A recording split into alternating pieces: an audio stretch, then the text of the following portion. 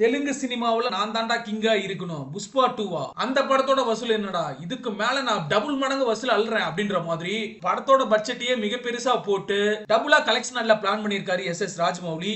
என்ன நடந்திருக்கு அப்படின்றத பத்தி டீடைல்டா பார்க்கலாம். இப்ப பட்டி தொட்டி எங்கேயும் பட்டை கிளப்பிக்கிட்டு இருக்க திரைப்படம் அப்படின்னா புஷ்பா 2 தான். இது வரைக்குமே 1700 கோடிக்கு மேல வசூல தாண்டி இருக்கு. விரைவிலேயே பாகுபலி வசூலையும் மிஞ்சி 2000 கோடி வசூல புஷ்பா 2 திரைப்படம் எட்டும் அப்படின்ற நம்பிக்கையானது புஷ்பா 2 படக்குழு மத்தியில் அதிகமாவே இருக்கு. டேபிள் ப்ராஃபிட்டோட சேர்த்து பார்த்தோம் அப்படின்னா கிட்டத்தட்ட 3000 கோடியை தொற்றும் புஷ்பா 2 திரைப்படம். தெலுங்கு இண்டஸ்ட்ரியானது இப்ப வேற லெவல்ல போய்கிட்டு இருக்கு.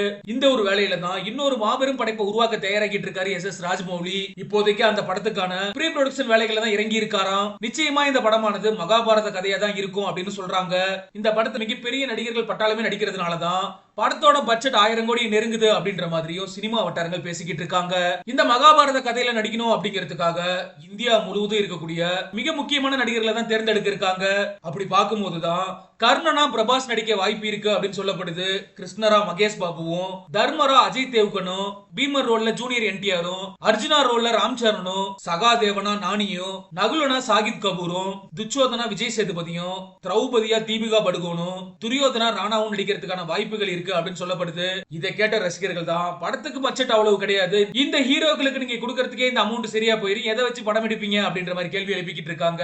இது சம்பந்தமான அதிகாரப்பூர்வ அறிவிப்பு இல்ல அப்படிங்கிறதுனால இவ்வளவு பட்ஜெட்ல மகாபாரத கதையை தான் எடுக்க முடியும் அப்படின்னு சொல்லப்படுது. குறிப்பா இந்த படத்துக்கு எந்த தயாரிப்பாளர் வரப்போறாங்க அப்படின்ற கேள்வியிலும் சினிமா வட்டாரங்கள் பத்தியில் அதிகமா இருக்கு அப்படிங்கிறது குறிப்பிடத்தக்க விஷயம்.